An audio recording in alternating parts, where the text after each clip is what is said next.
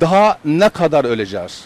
Bizler haklarınızın savunmanları, her daim hukukun üstünlüğü diye haykıran, ancak etten kemikten oluşumuzu çoğunlukla göz ardı ettiğiniz, ne acıdır ki hep baktığımız davalarla özdeş tutup davanızın tarafıymışız gibi gördüğünüz, saldırıya uğramamıza, dövülmemize, bıçaklanmamıza, silahla vurulmamıza ve korunamamıza tanık olduğunuz avukatlarız.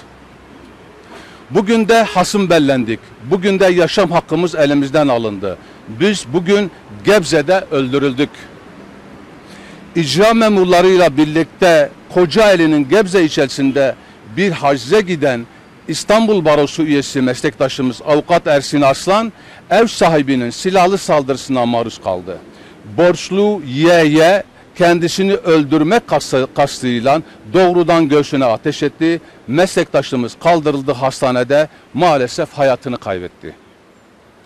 Meslektaşımız henüz 27 yaşında gencecik bir insandı.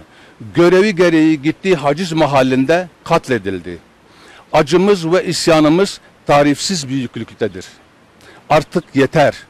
Avukatlara yönelik her saldırıdan sonra yılmadan söyledik.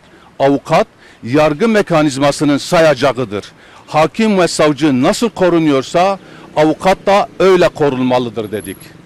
Savunmanın kutsallığından bahisle, uygulama ve söylemlerle meslek mensuplarımızı hedef göstermeyin dedik. Gün gelecek sizin de avukata ihtiyacınız olacak dedik.